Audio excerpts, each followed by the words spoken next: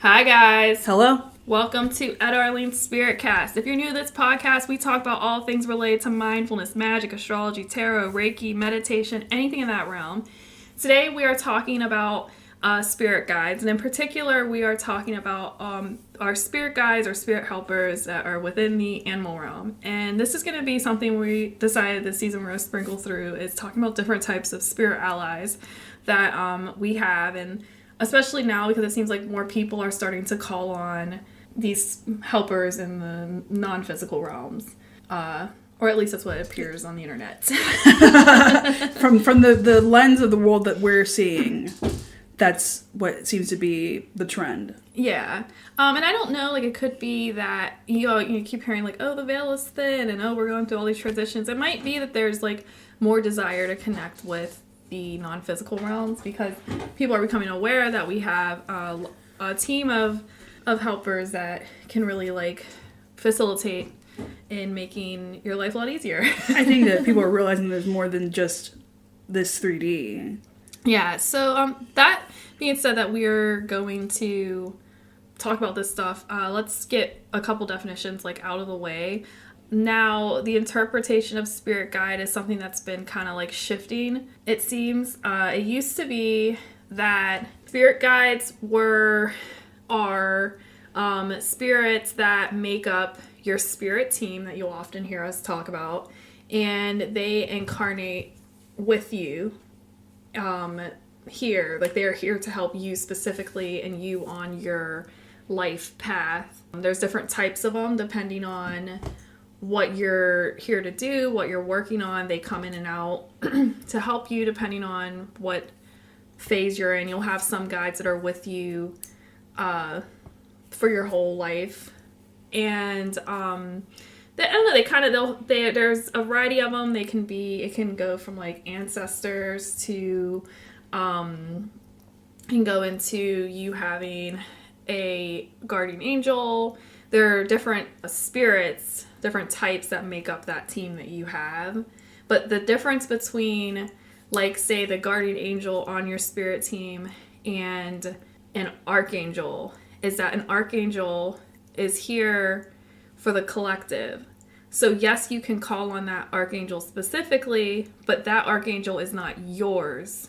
It's not your guardian angel, though it can act as a guardian angel in ways, like protecting you, like Archangel Michael. They can call in the angels for you, but they are not yours specifically. No, they can choose to help you and work with you for an extended period of time, but that's not necessarily... There's no soul contract with you or anything like that. Whereas your guides on your own spirit team want to help you specifically. Well, they're assigned to help you from incarnation. Yeah. They're, like, interested in your soul development. It's a part of their soul development and their journey as well. So they're also the safest for you to communicate with because they have your best interest in mind, as opposed to calling on various other spirits that could potentially be an ally. The ones that are your spirit guides are definitely going to be the spirits that you want to contact before you start reaching out into the other planes. So it's oftentimes, people will get to know, if you're doing shamanic journey, and you might get to know you hear the term power animal, but that's going to be a guide that assists you and keeps you safe while you're doing these journeys. So you would want to have that spirit with you first. Now, it's oftentimes people will have, like, a gatekeeper guide, like we all have, that kind of helps with who gets in, who gets out. So, you can get yourself acquainted with that type of guide, and then you have, like, your main one. Another thing that people often, like, kind of confuse sometimes is that there's a familiar that you can have, especially if you're a practitioner. You'll hear that term, oh, my familiar, and you'll like apply it to your cat or your dog. But a familiar spirit, the witch's familiar spirit, was a spirit that helped them with their magic. And then during the witch trials and everything, it got linked to their, like, pets. And they start, like, killing them. So that fun fact. That, like, term, like, familiar, has also been something that's evolved, where now we just think that, oh, it's our pet. Now, that doesn't mean that your animal ally in the physical form isn't going to be helping you with your magical practice, and there probably is overlap. So if a lot of people are listening to this and they're like, no, my cat is my familiar. I'm not saying it's not. I'm just saying that this stuff has evolved and that it was known that it was like this. So there's a thing called familiar craft you can actually look into if you are a magical practitioner and you want to develop that relationship with your familiar. And like I said, not to say that your animal ally, which is your pet, won't help with your spiritual work, or that isn't a familiar. I'm just saying that it's evolved. These things are evolving. And so that gets me back to the term like spirit guide and spirit ally. Right now, we're seeing a lot of people who are calling spirits that were traditionally their own thing that you called on for help being lumped in with the spirit guides. And it can be misleading because it can make you think that that spirit is yours and beholden to you, and that's not the case. Mm-hmm.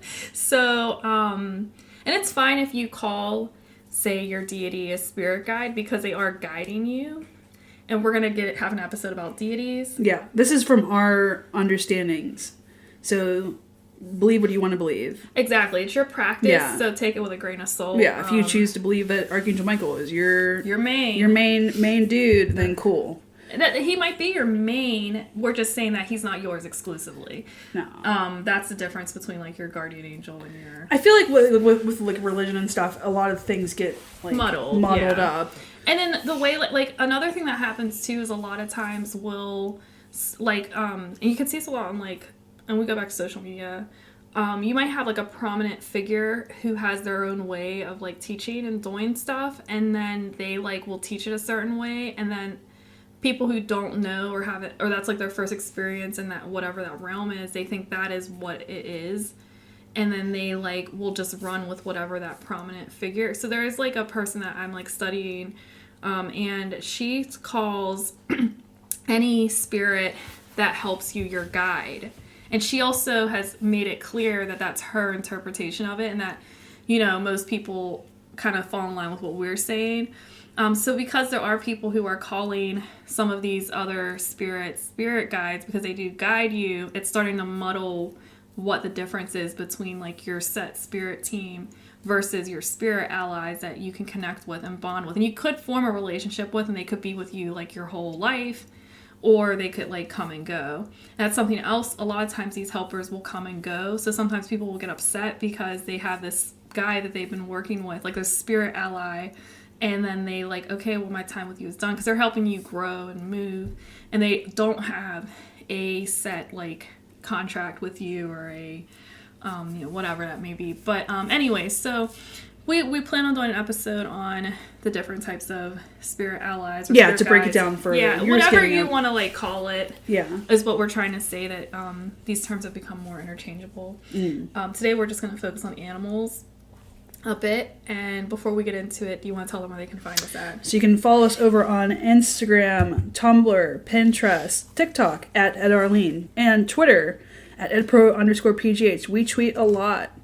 And then you can go to our YouTube channel, like and subscribe, and get our Reiki Infused videos that we post almost every single day. And then you can go to our website, ettarlene.com, sign up for our email list to get a free Reiki session. Okay guys, this is an ad. We believe in supporting small business, and today we're talking about the small business called Garage Cats. They make 100% organic, handmade lip balm using hemp and cocoa butter. It smells amazing. It lasts for a very long time. They use eco-friendly paper tubes. They're pretty much awesome. If you are interested in supporting this business, you can find the link below or go to garagecats.etsy.com. We just want to take a quick moment to invite everyone listening to check out our shop at ettarlene.com. If you like what we do, it is one of the easiest ways to support us. Plus, you will get our awesome handcrafted 100% vegan soy candles, our prints, books, oracle cards, and book a Reiki session.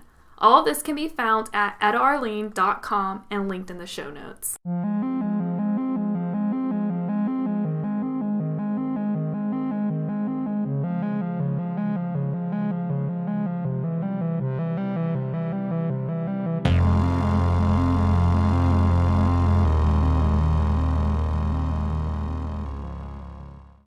So we are back. Now, before we start talking about the animal guides, we want to mention that this is just a general understanding of it. This is our understanding. And if you are part of a practice, follow what your practice teaches, because there's no wrong. Like, I don't know. There's just, like, do you. However you want to, however the stuff is presented to you is how you're supposed to, or however it resonates for you. Is how you're supposed to take it. We're just talking. Yeah, we're just talking about it, and this is, a lot of this stuff is coming from, like, various traditions being, like, muddled together, I feel like. From, like, reading a bunch of stuff, and like, oh, okay. So this is, like, how people interpret it. But we're talking mainly from your training. From my training, yeah. Not, that's where we're at. Yeah. This is what I learned. So the animal guides were something that, like, initially I was kind of apprehensive about, like, not that I didn't want to, like, connect with my animal, like, allies. It's just there's a lot of different, like, spirits and stuff, and sometimes you can get, like, overtaken with other ones that seem cool. So the animal allies versus your spirit animal. So okay, no, I'm still, like, wrapping my head around the animal guides and animal allies. So this is something that could evolve as I learn more. And something that, pretty much what I'm saying, it could evolve. But from what I understand right now, everybody has a set, just like we were saying earlier, like spirit guides, you have these, like, animal spirits that are here to help you with your soul journey. They're, like, a part of your spirit team. And they work a little bit differently than how we're used to our, like, spirit guide working, but they come in and out of our lives with what we need. But you can also, just like with other spirits, you can have various archetypes come to you to help you with certain things, depending on what the divine sees that you need. And oftentimes too, something that our spirit team will do is they will call in help for us if we like ask for assistance. You have to, with everything, you have to give them the okay to, like, help you. And so if you're like, oh, my spirit guides aren't helping me, oh my gosh, it's because you didn't, like, let them. So whatever you're working on, you can ask them for help. And if you don't know which spirit guide or angel or whomever to call on, you can ask them to assist you in finding the right spirit that will help you with whatever you're trying to achieve, because they have specialties. It's like that across the board. So with animals, there's different ones that might be helpful. So you could potentially have, like, a spirit guide ask certain animal spirit to come in and help you, theoretically. But from what I understand, we all incarnate with, like, a set number that help us with our path. So it depends on, there's 4 types that we, like, main, like areas that they help us with, and then there are allegedly 9 different spirits, which we can break down in a minute. And then we'll also talk about a cool thing you can do with finding your animal, like finding your animal's ally. One thing that I think is really cool about the animal realm when it comes to spirits is that if you have physical manifestations of that, don't take it for granted. And there's wisdom with the physical manifestations of, so, like, your pet, there's wisdom with your pet. You can connect with your pet. They could be a part of that spirit team of yours. So if you're drawn to a certain type of animal, does that fall under this too? Yes. Okay. So some of the ways you can, like, some of the hints or ways that you know what your spirit animal, like your spirit ally that's in the animal realm is think about, like, an animal that you're extremely drawn to, like you just have an affinity for it. An animal that you are terrified of is another good one, because that often will tell us our shadows.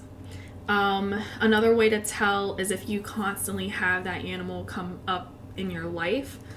So if you're dreaming about that animal, if you're seeing its imagery everywhere, it could be like, for example, let's say foxes. It could be something with foxes where, like, you keep seeing it on everything. You have dreams about foxes, and then, like, you open your door and there's a fox outside of your house.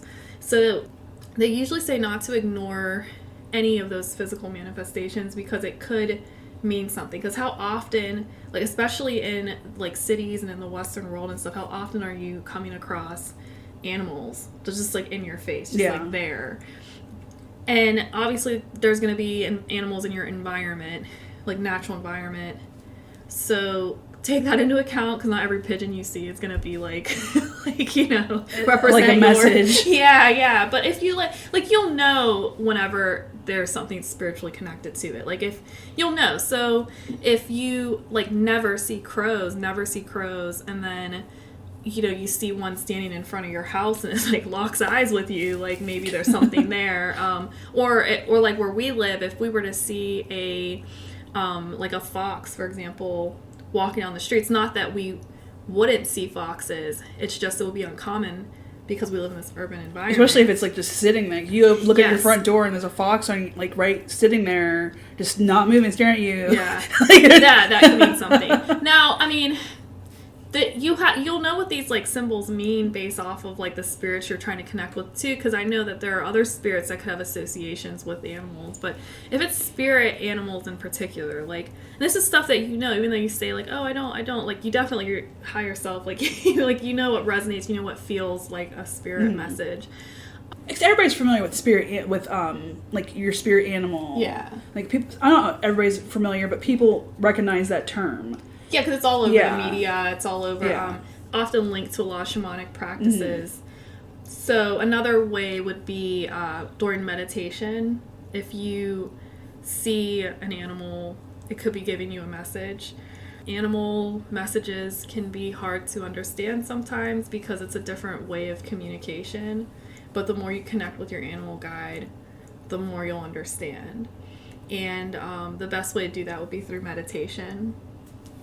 One way you can find your animal guide or who's stepping forward is, now I did one once with the chakra where it helped you figure out what animal was helping with what area of your life, but through the chakra system, and how you can do it that way, or you could just set the intention to meet one of your animal allies, your animal spirit guides, or it could be like for a specific topic. But however, whatever animal pops up in your head first is probably that guide or delivering that message. And that animal can be something as small as an ant. It could be something as mystical as a unicorn, because those fall into that realm as well. And we'll see an overlap with the elemental fae realm, which we're going to do an episode on exclusively on those spirits. Yeah. I feel like we have to break it down for a lot of these. Yeah. Right now it's just like a quick, like, this boom. is a quick one. Yeah. And then once you get into mystical creatures, they're going to have their own like bag. But technically, a dragon can fall into one of your animal allies. So the characteristics of those allies is going to give you information about yourself, things you need to like work on, or things that need healed, or what they are helping you with. So, you know, if you were to have, let me like find an example actually. Let's say it's a bear. We'll talk about bear. That's one of our best friends. Like, I would say it's one of his animal allies. Yeah. Spirit allies, but it can represent like the primordial mother and like seeking knowledge. And then think of like the attributes of a bear, like the strength and that type of thing. So another thing with these animal allies is there also can be based into like categories. If it were land, air, water, what am I missing? Air, fire. Land, fire, yeah. And then those can like talk about like the kind of energy that they're helping you with as well. And then we didn't mention this yet, but aren't there, well, we know, why am I saying aren't there? That there are other energies that can show up as a animal. Yeah. Just to like, you know, certain gods, goddesses. Yes, yeah, definitely. No, for sure. Like, back to the foxes, I'm pretty sure Loki comes as a fox occasionally. You can see Odin. Yeah, Odin. Well, Odin has 2 crows, Mm-hmm. and his crows can sometimes show up. See you. Hecate is often associated with dogs. Hades as well. Trying to think of some of the other associations. I can't think of anything offhand. Those are the main ones I can think of. So sometimes they will send in those.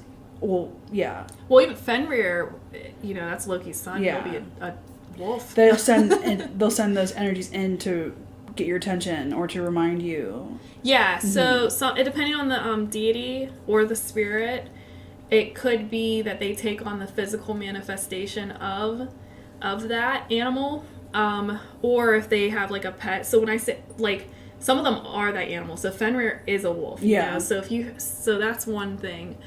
Or if they have like a pet. So you think of Hades has dogs. And then you think of Hecate's also, like I said, dogs. The Egyptian goddess with house cats, Beset. Sometimes, like you said, they can have those come in and you're like, oh. And another thing, Fae realm, they can come to you as the animal as well sometimes. So if you're connecting with a Fae, you might see a bird, and it might be if they take on that physical manifestation of a bird.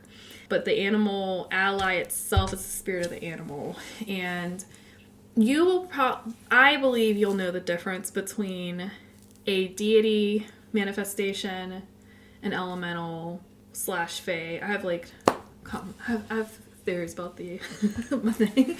Well, that's why we're gonna. Yeah, we'll just say Fae realm. Yeah. And then your animal, and I would assume that it feels different.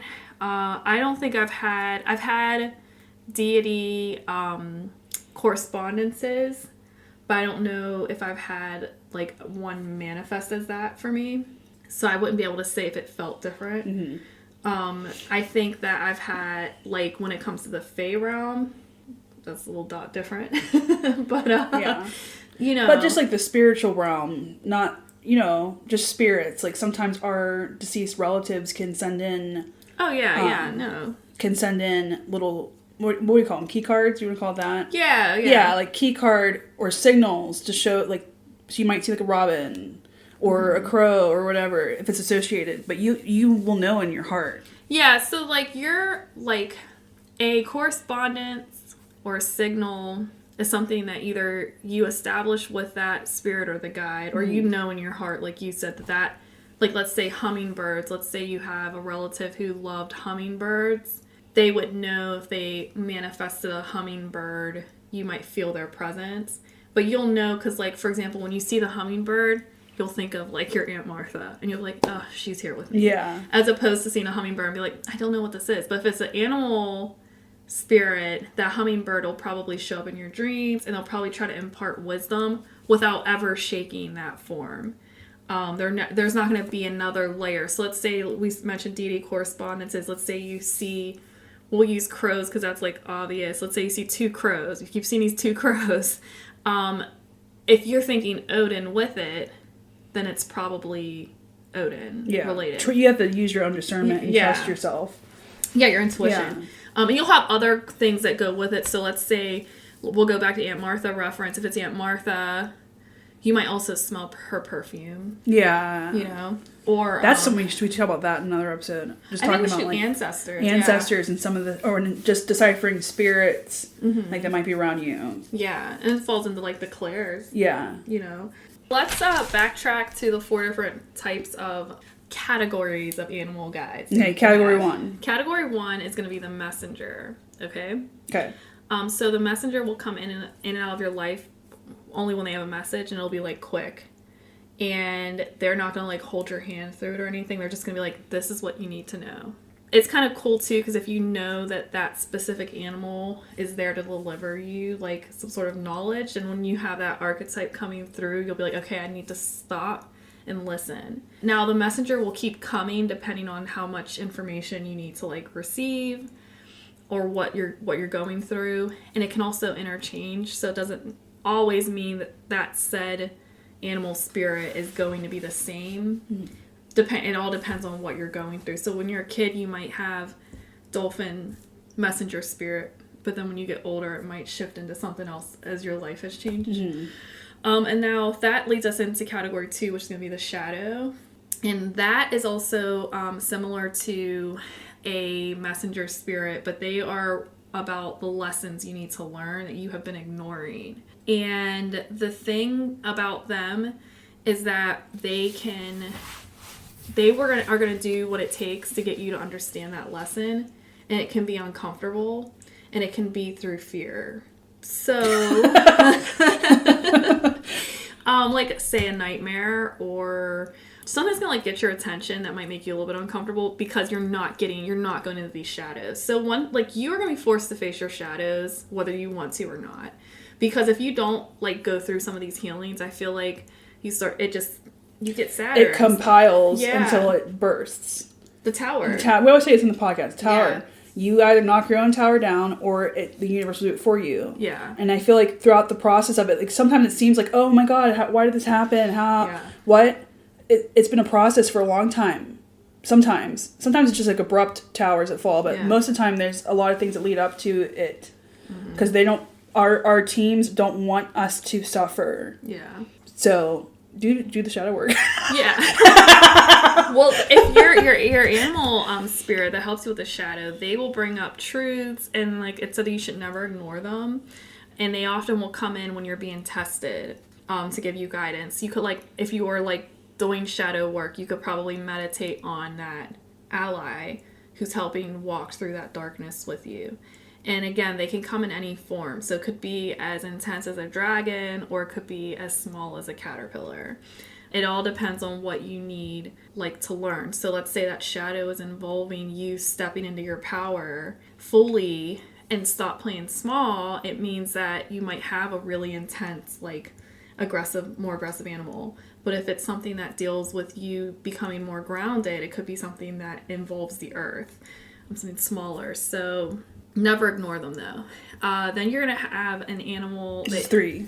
This is number 3. Yeah. This is like the journey, the one that helps you with your journey, and they show up when you are like at a fork in the road, or whenever you're trying to like make decisions. They kind of step in to help you. They're like a traveling companion, and this is the animal that will also act as like a protector, and you can call on when you are doing some of your spiritual journeying. They might show up to you if you're doing like a spirit guide meditation. They might show up as that like gatekeeper, protector, ally as well. Best way to say is they're like a companion through what you're going through. And then you're going to have the 4th one, and it's like a life animal. And this is the one that stays with you your entire life. And what they do is they remind you of your inner power and your oneness with nature. They're like that connection to nature and also who you are like to the core, and they're going to be with you all the time. So like you could do a spirit guide meditation where you're trying to meet one, and it's that life animal that comes through.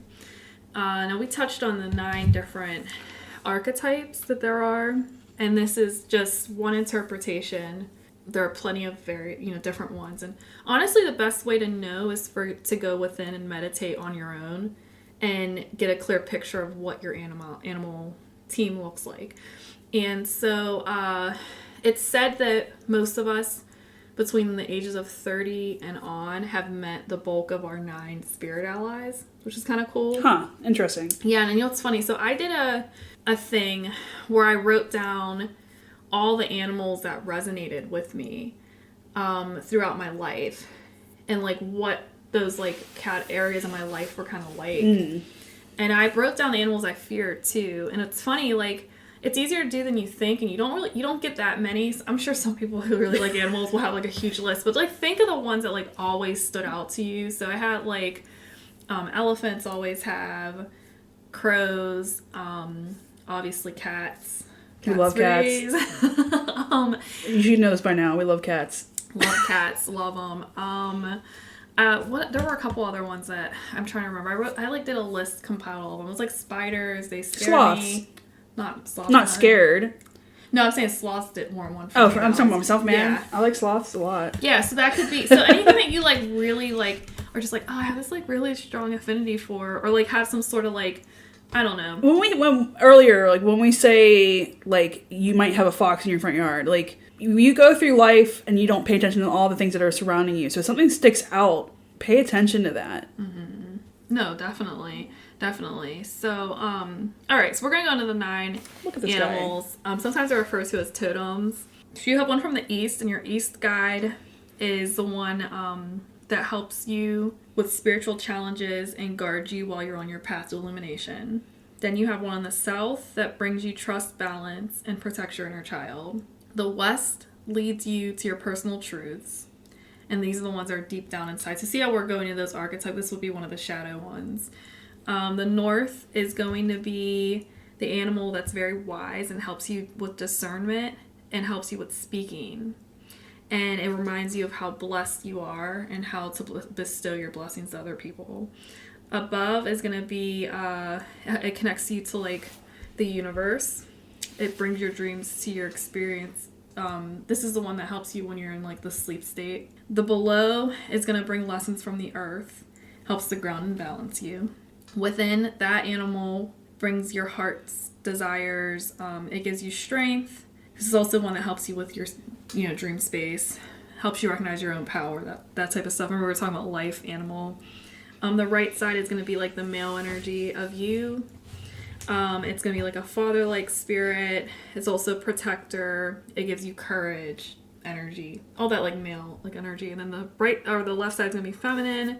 It's going to protect like the feminine energy within you. It teaches you like how to nurture yourself and others, love, divine feminine. I'm sure we're all familiar with. I think that's all of them. I think I did 9 of them. And you can learn through meditation the various types. So if you want to know what animal ally, let's say, is helping you guard you, that's what you would set the intention for in meditation. Like, who's my protector animal? Yeah. And that would also correspond with the East totem if you were following that 9. But like I said, this is all up for interpretation, and everyone's experience is going to be different. Yeah. But if you wanted to like deepen that, you would meditate on each of those archetypes. How do you feel whenever the animal shows up? That's how a message might come for you from that animal. What's the animal look like? So if you, let's say a horse, for example, let's say, is the horse running free? Is the horse stomping its feet in frustration? Is the horse sitting down? You can like tell like, okay, this is what this animal is helping me with. And because the horse is stomping its feet, it's like knows I'm frustrated and I need to like, or let's say it's running free. It means that the horse is helping you with that energy, that it's moving free, it's in balance, like whatever. And then once you like see that animal, that's whenever you would do research also into what that animal might mean additionally. If there's an animal that you have an affinity for, like meditate on that animal, and what does that mean for you? What is it? What are the attributes of the animal that you like? What does it mean? Yeah, so I mean, like if it's like an animal that's you've always loved, that probably could indicate that it's one of your life guides. And the best thing you could do is connect with it always. Well, we always say like our teams and stuff that energies that want to help us, they are like us to a certain degree. So what about that animal are you afraid of? What about the animal do you love? Yeah. And it's going to be reflected in your life. No, yeah. Definitely. But you do not want to discard the weird ones too. Like if you're afraid of snakes and you have a thing with a snake come in, like you're meditating and a snake shows up, that means something. So it could be unlikely animals, things that like you'd be like, why am I doing a spirit guide meditation and there's literally a cockroach in my meditation? Like that roach might mean something. Yeah. And it might be a very powerful messenger, giving you very like wisdom. I just had a thought. I was gonna. It's silly. You might probably cut it, but I was thinking in my head, what if some of these animals that we're afraid of are because like you got bit by a snake in a past life? Boom, done. Yeah. I'm telling you, this is the stuff that you'll know. Like you're gonna know the difference between if you sit in the space long enough. Some people will get it immediately. It's the idea of not like just let your intuition tell you things. Don't let your normal self, your ego self, whatever, kick in, and it's kicked in when it starts filling you with doubt about it. So if you are in meditation and you see the snake in meditation, is your first thought related to past life stuff? Like, is it fear because there's some sort of trauma association? Or is there fear just because it gives you the creepy crawlies and it's telling you that there's an attribute in that animal that you need to be embodying, and you're afraid to step into that power. But that's something that your intuition will tell you. Like, you'll know out the gate. Because the doubt isn't you.